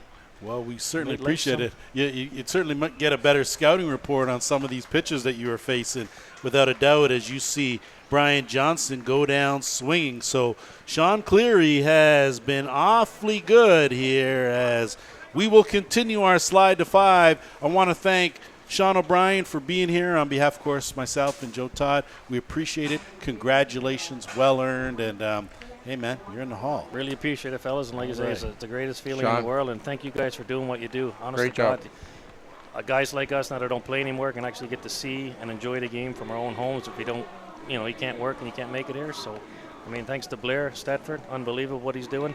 I mean, without Blair, I don't think I would have had a chance. Well, there you go. Hey. So hats off to the commish. So thank you, great and thank you for the years that you played, that we got a chance to pick some of that and put it in our back pocket and utilize that. And now, of course, anytime you're around the vicinity, please check in with the booth, and we'll pull you up here for more than happy to come up and give you my knowledge that I don't have anymore, and a lot of useless knowledge. It'd be great. That's the best knowledge. Well, thanks very much, Thanks, Sean fellas. O'Brien, Really Hall of appreciate Famer. We'll be back after this short break. For all your team uniform and equipment needs, fastball, slow pitch, and hockey, for players and teams, make sure you visit Corbett's Source for Sports on the South Service Road in Oakville, Ontario. There's a lot of deals to be had on all kinds of equipment. Thank you to Paul Hurd and Corbett's Source for Sports for their generous sponsorship of the broadcast program.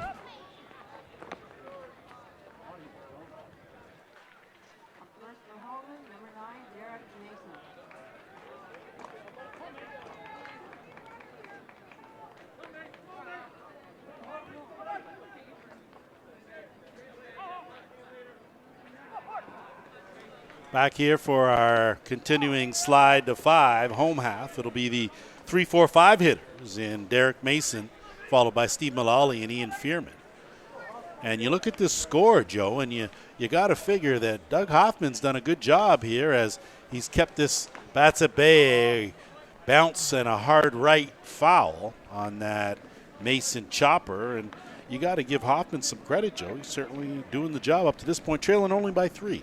Well, he's held them to 4 hits and done a real good job at just keeping the ball, trying to keep it as low as possible so that if he does get the outs are made in the infield. And that's key. Keep that ball down, let him pound it in the ground. Mason, of course, lined out and was hit by a pitch and left stranded at second base, that in the 3rd. Give credit to Jamie Shields. Jamie's been around the block, too, as a good catcher and a good receiver of the ball. And Hoffman misses down, bounces that one in. Not a bad 1-2 pitch from Hoffman. Sometimes he gets a little careless and will groove that pitch. So good discipline there, right location, in the dirt.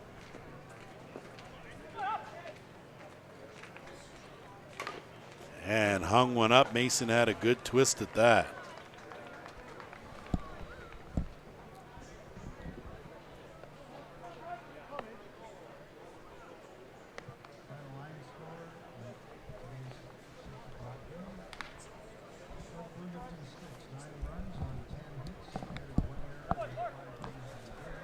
Back to work with a 2-2 count. And we want to remind you, stick around 8 o'clock. Shakespeare Falcons taking on the Circle Tap Dukes. 2 evenly matched teams there. Of course, that'll be Blair Setford and Joe Todd bringing you that action right here on the ISC network.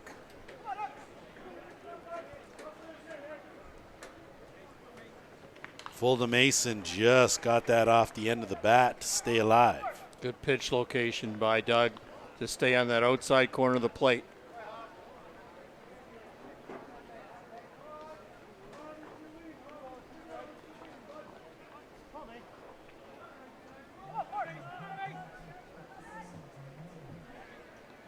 Hoffman taking a long look in at Shields. Took something off again, chop foul. So Derek Mason seen every pitch that Hoffman has. Doug tried to change his speeds there just to throw off the timing of Derek Mason.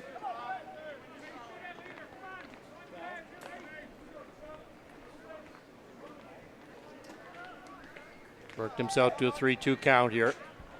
Well, it's money time. Got to be very deliberate. And at outside, so Mason wins that battle, draws a leadoff walk, and in will step the cleanup hitter in Steve Mullally. And Mullally, a notorious slow starter, Joe. We've seen what he does on semi Friday and championship Saturday, but sometimes Mullally takes a while to get hot. Yeah, he seems to rise to the occasion. And that one fielded at third, had a notion to go to second to get the lead man, did Richie. But instead he goes to first. So Mullally is retired on the 5-3. And Mason now will be standing at second base for Ian Fearman, the number 5 hitter. Good play there by Calvin Ritchie. Good wheels by Derek Mason going down that line. Joe Treese was a little late getting over to the bag. So Calvin Ritchie took the easy out, gunning a bullet over to first base to get Mullally. So it looks like that's going to be it for Doug Hoffman. And we will get you all the deets. Pitching change brought to you by ISC TV.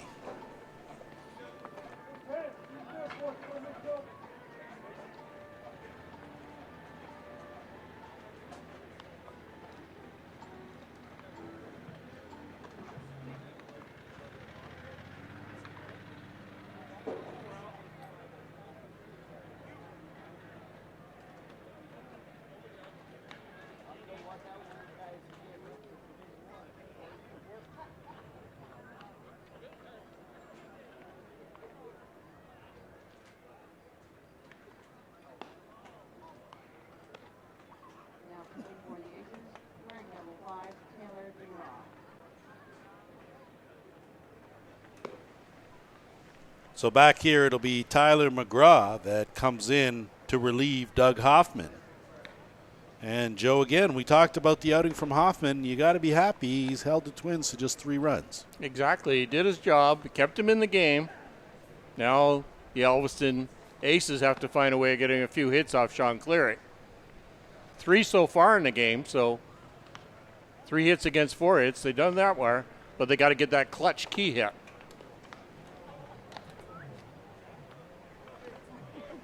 Taylor DeGraw now pitching for the Elviston Aces. This is second appearance for Taylor DeGraw in this tournament. Taylor pitched 5 1/3 yesterday against the Kitchener Predators. Recorded 7 strikeouts in that game. Well, welcome to the ball game as he has to deal with Ian Fearman, who has a home run and an RBI. 1 for 2 here with a runner on second base as first pitch from DeGraw, missing up. And these Twins, they're very disciplined at the plate, Joe. They don't swing at a lot of pitches out of the strike zone. Again, they probably talk about that in their pre-game meeting there, not to develop any bad habits. Swing at the pitches you want to get and the pitches that are in your strike zone. And that's usually what they do. Back to work. The 0-1. That ball's lifted up high, and you can get out of this ballpark. Second home run of the ball game for Ian Fearman. And it's 5-0 for the Hallman Twins. Welcome back, Ian Fearman. And oh man, did he light that one up. Again, that leadoff walk to Mason.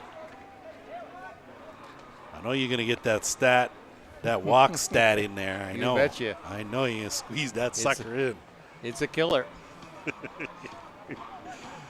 So Fearman goes deep, extends the lead to 5, and that'll bring up the catcher, Ryan Bolin.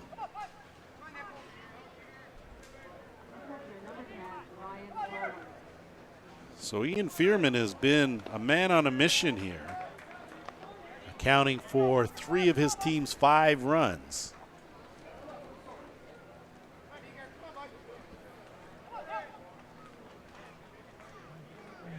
And a swing and a miss from Bolin. So that's got to be a tough first batter you see, Joe. I mean, you come into the game and can't see a number 9 hitter. You got to see a Fearman. That one's going to squib in the hole for a base hit. So Bolin with an infield single. That was cue balled into the hole on the left side, and just a couple of tough breaks for DeGraw. Well, I won't say a tough break on the home run, certainly on that hit there from Bolin. Well, great range there by Roland Lamb to go deep in the hole. Keep that ball in the infield still. Don't give Ryan Bolin that extra base. And it looks like we'll have a pinch runner.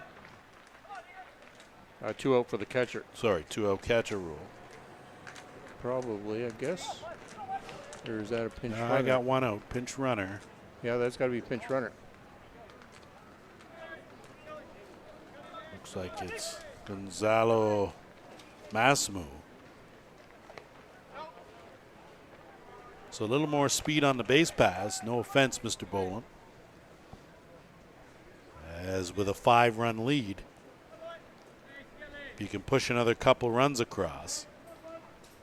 That's a hard hit ball, fielded by Lamb. Touches second over to first in time. So a sweet double play turned by Rowan Lamb and the Elviston Aces, but not before a 2-run shot from Ian Fearman extends the lead to 5. We're back after this.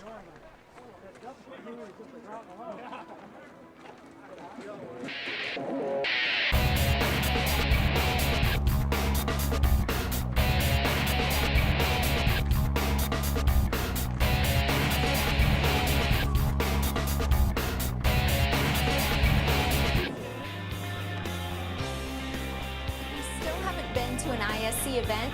Then stop waiting. Check out our website or social media pages to see when the next event will be near you and come be a part of the experience.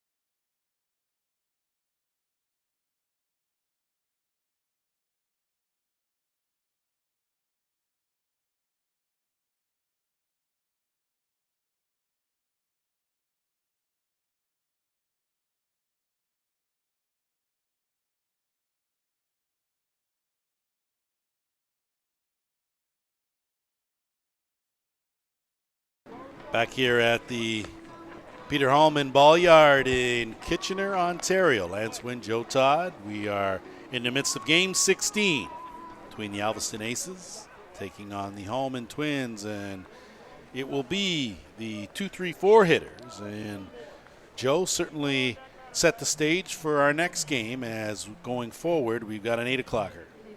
Fred Fallings will be the starting pitcher for the Shakespeare Falcons.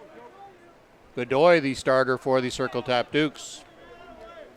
Should be a great game. Sure should be. So stick around. That'll be Joe Todd and Blair Setford.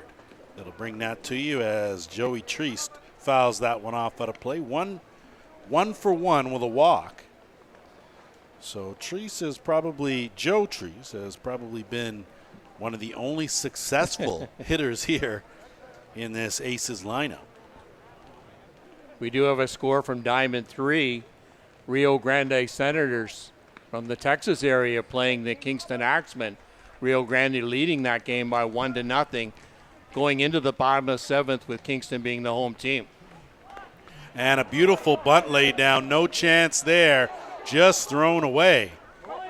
But not able to advance, and now he does. It goes all the way down the right field line.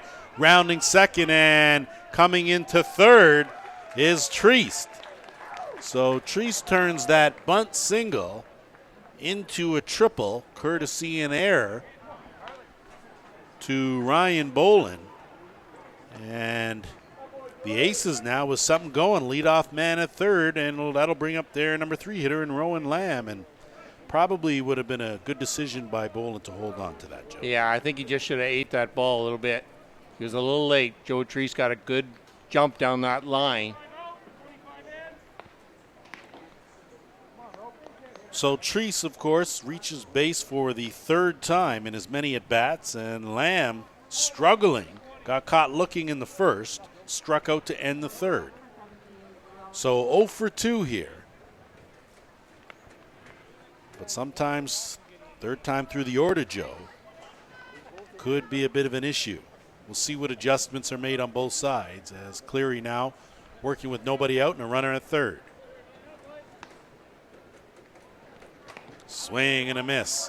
Good location on that Cleary drop. Inside part, inner half of the plate. Great cut there by Rowan Lamb. Nice level swing. Great technique. Reached out on that one, went after a bad pitch. So you see Cleary now with those first 2 pitches kind of has you where he wants you.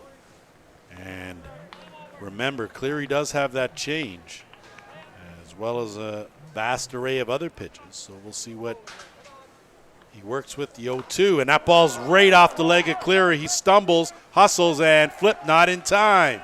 So Cleary shaken up on the play, as that was a hard line drive by Rowan Lamb.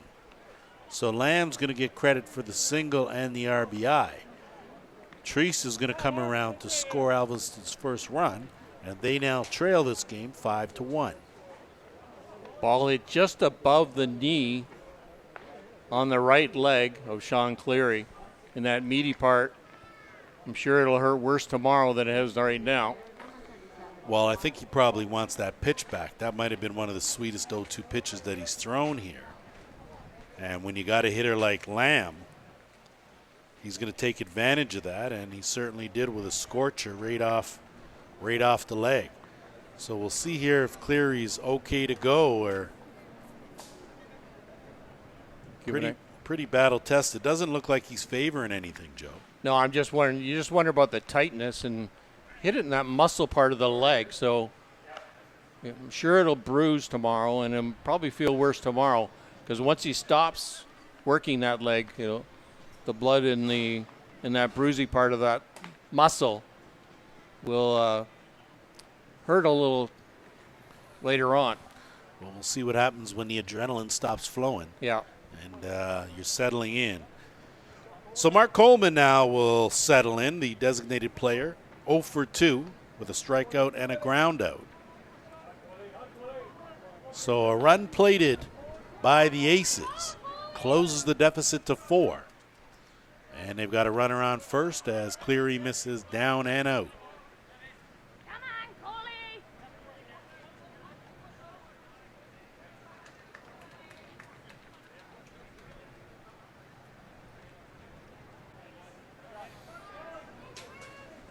Cleary back to work. That's off Cleary again. This time a great play by Brandon Horn at 2-1, not in time. So Cleary's going to get the assist on that play. A great play by Brandon Horn to dive and haul in the carom, and then to get the flip over to Fearman at short in itself was a feat. That just to record that out. No chance of getting the runner at first base. So Coleman's aboard. And let me just take a take here, Joe. Right. So Lamb is erased on the force. So we're on the fielder's choice. Coleman's at first. And Ryan Chapman now will be the hitter. Not often you see back-to-back hits that go off the pitcher, Joe, and one off the leg and then one off the shoulder. So Cleary might have to take out chest protector and some shin pads next time for the top half of the 7th inning.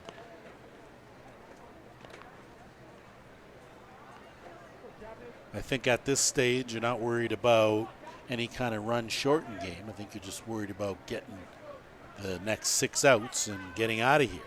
Andrew Woon running at first base for the Alviston Aces for Mark Coleman. Cleary comes back with a called strike outside corner. Or maybe it was a ball. Yep, a ball it's called. I stand corrected. Scores look like it's a strike. Yes. Went from a ball to a strike to a ball to a strike.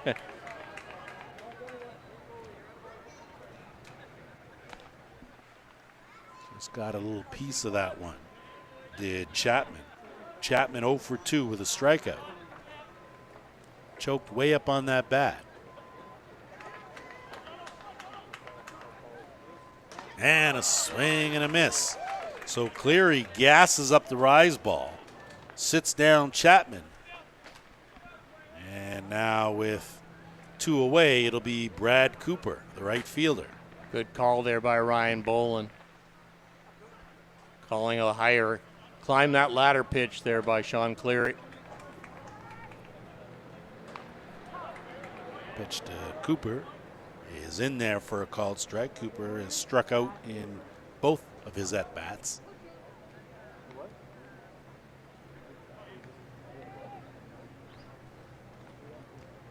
And that one was in the glove when Cooper waved the bat. So Cleary with a little something extra here.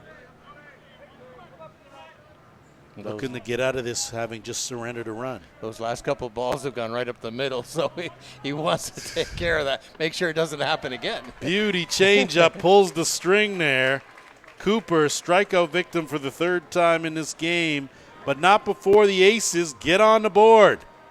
They get one, 5-1. We're headed to the home half of 6 after this. Whatever your delivery requirements are across North America, Skelton Truck Lines provides you with reliable, safe, and high-quality service at a fair price. Skelton Truck Lines equipment is satellite tracked and delivers small parcel, less than truckload, and expedited shipments throughout Canada and the U.S.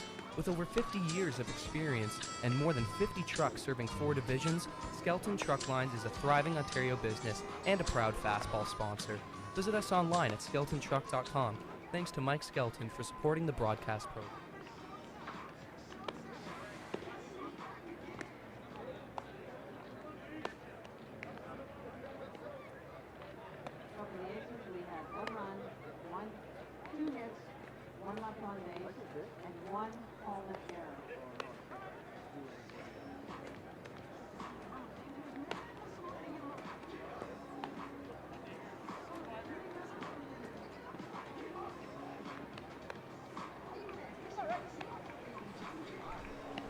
Back here for the home half of the 6th inning. 5-1 ball game in favor of the Hallman Twins. It'll be the 8-9 one-hitters scheduled in Jeff Novacek, Jonathan Lynch, then back to the top of the shop in Teo Migliavaca. We'll see what changes, if any, get made here, as it looks like Novacek is going to give way. Patrick Sagdahl pinch hitting for Novacek in the bottom of the 6th inning here. Novacek was 1 for 1 with a walk. So tough. Well, I won't say, I mean, there are a lot of times a manager doesn't make a change to punish a guy. It's more so just to maybe get him into the game. First game of this tournament, always good to get guys a feel, a touch. They go a long way. You don't know who you're going to have to call on during this week. It's a long week. Sagdahl lines that out and caught out there by Brian Johnson for the first out of the inning.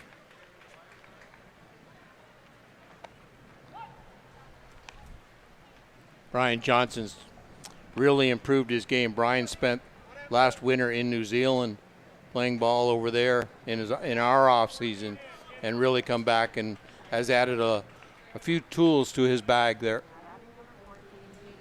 So we look here now, and it'll be Hayden Matthews that will be the hitter, batting in the 9th spot for Jonathan Lynch. And Hayden Matthews, if I'm not mistaken, this young junior from the Aussie ranks is an outstanding ball player. It'll be interesting to see here how he makes the transition. Looks at a pitch in there for a strike. Again, it's just a good time to get a new member of your team into the lineup. No pressure in this situation. Later on in the week, you might have to be called upon. So, and you can bet the pressure ramps up as the week goes on.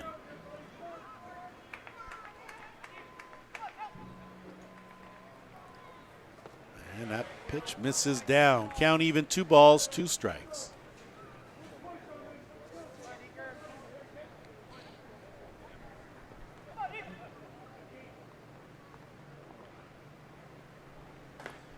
And Matthews fouls that one off.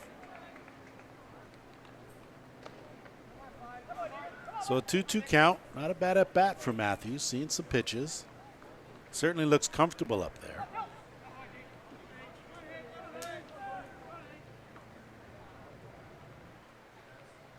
And that bounced in there. So the count full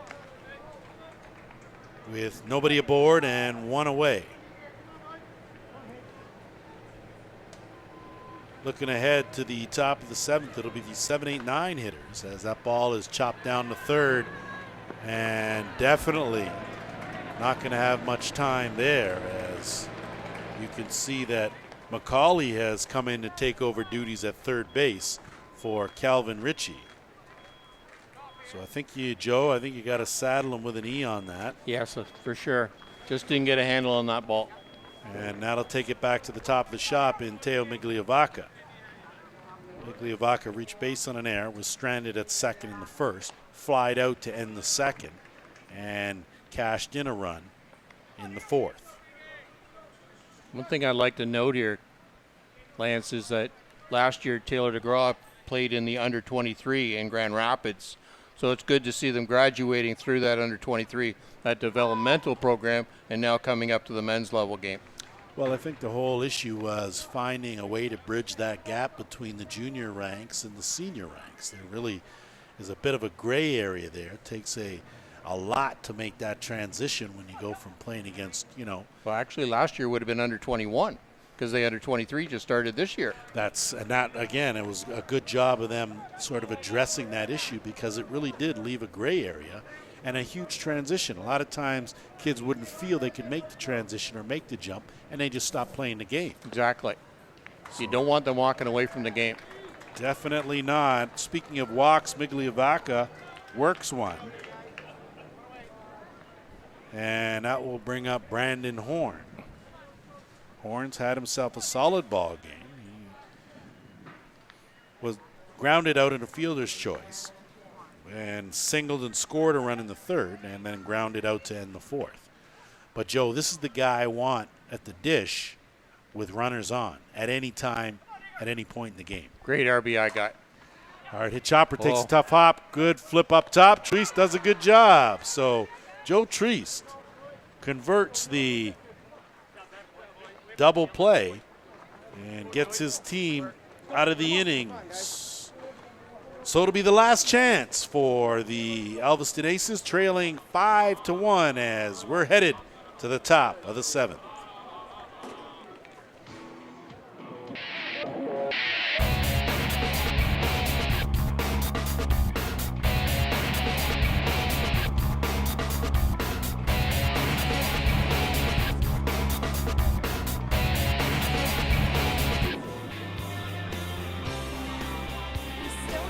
To an ISC event? Then stop waiting. Check out our website or social media pages to see when the next event will be near you, and come be a part of the experience.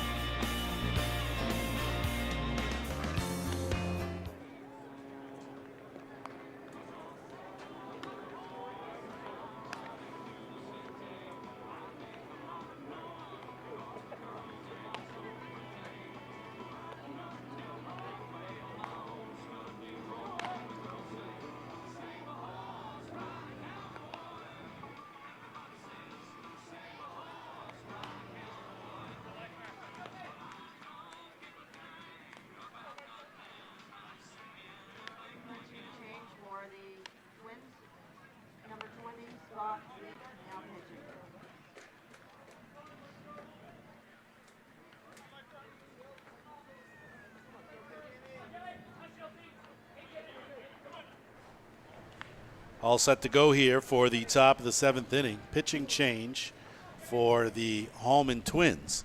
Sean Cleary is done for the day, and Scott Life will come in to take over duties in the circle. And, of course, Joe will like to wish Mr. Life a happy belated birthday. I believe his birthday was Thursday, but I could be corrected on that. All right. I believe Beninoka also getting a little bit older. So, congrats, boys. It's only downhill from here, so you know.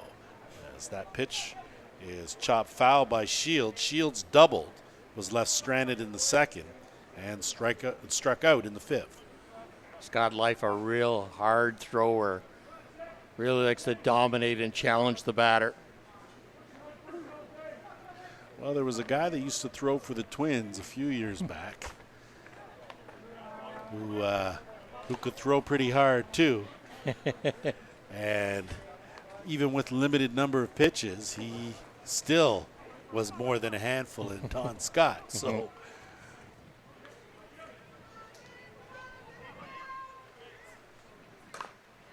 chop foul.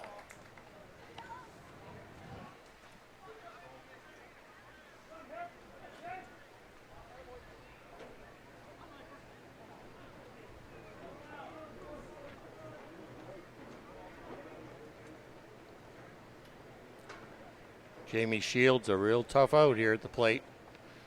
Oh, and good changeup from Life as he had Shields way out in front of that.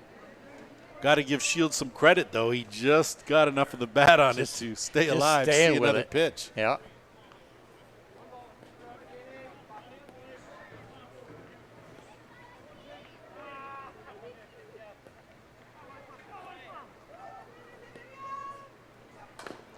That's right off the outside part of the foot. That wasn't even off the instep, Joe. That's doesn't happen too often where you get it on the outside.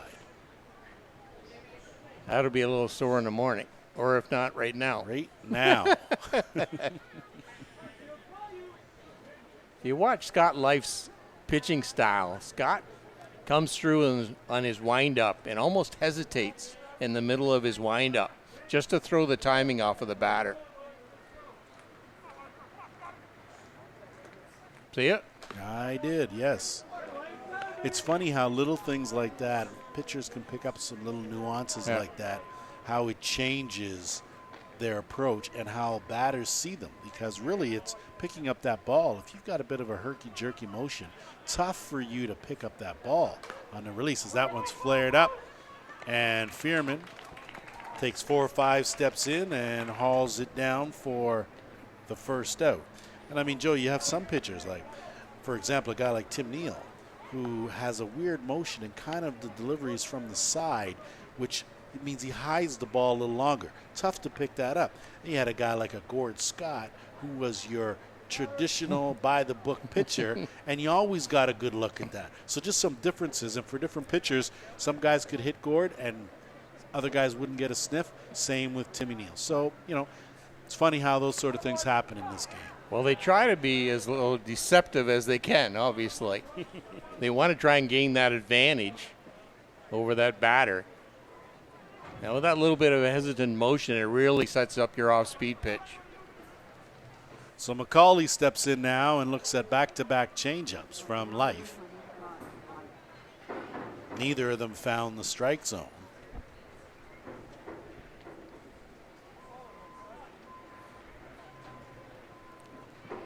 Kevin Wallace, good camera shot there of home plate umpire Kevin Wallace from Shipman, Illinois. And Life misses out. So by my counter, I've got a 3-0 count.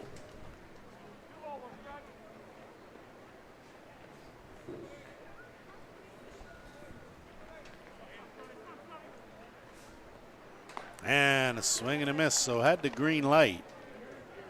Not sure that was the best pitch selection on his part.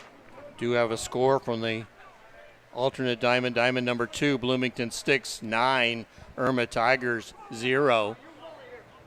Bloomington Sticks bats obviously coming alive. Apparently they have some, for sure. Well, that team's been one of those teams, Joe, that we've had the privilege of watching their evolution over the course of, say, the last 6, 7, 8 years. When they first came in, there was no chance of them really being contenders with much. And they've slowly but surely built on it, and now they're one of the contenders. So it's certainly something you like to see as down goes McCauley, caught watching the paint dry. And that'll bring up Andy Treese.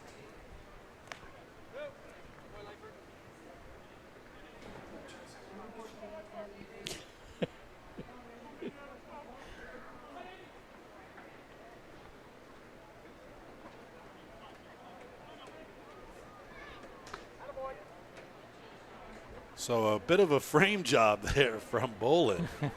Now Treese has a bit of a smaller strike zone, so a little harder to work with. Life taking a bit of a stroll, not sure why. You got 2 outs, nobody on. And the count even now, 1 ball, 1 strike. So the Aces down to their final out here. And Treist, of course, you look at Treist, and they've been a mainstay both on this Alvinston team for a number of years, Joe. And he played last year for the Durham Diamondbacks down in Grand Rapids, but he's come back to his hometown for this year's team. 1-1, swing and a miss. So Scott Life 1 strike away here from closing the door and the books on these Aces, leading this one 5-1.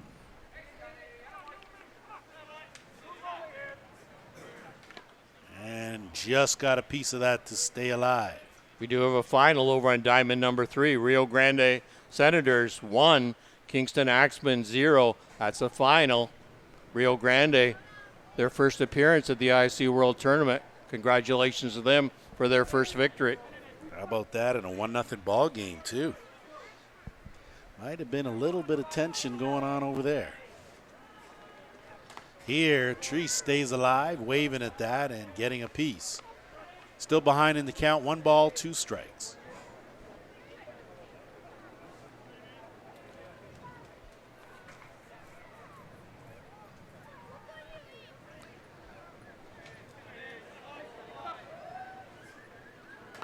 And again, Treist stays alive. Sometimes, Joe, you got to do that. Just foul off some of these close pitches in order to get one that you like. He's doing a good job protecting that plate, making Life work a little bit harder out there on that mound.